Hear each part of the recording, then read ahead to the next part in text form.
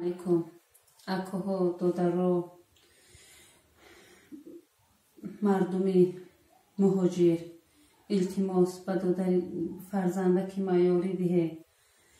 بچه که ما بیمار شده بیماری کسلی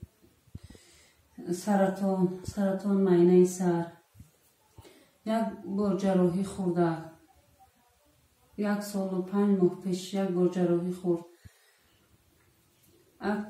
با پفتار اپیراسیا گفته سیانشه با خارجه بردن در کار التماس اکه کسی که خیر کردنی باشه التماس یاردم کنه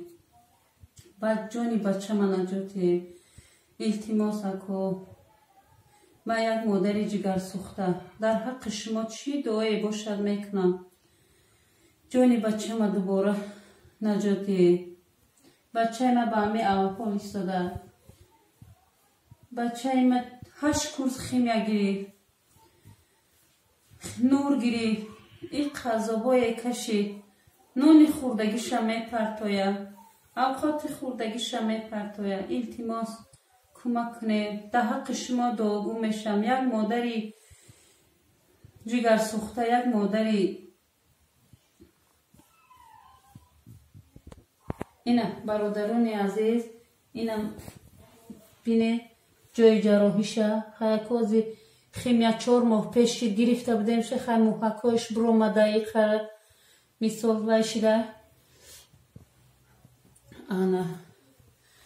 اینا بچه ما چی میخواه چی میگی در برادران مهاجر مثال در برادران خیرخواه چی گفتنی بچه هم میخوام با همسالونم مکتب روم با من کمک کنید خواهد که کلان شود دکتر شود خودم کسل دل شدگی میگوید پیوچه جان زیر نشو من کلان شوم تو را تبابت میکنم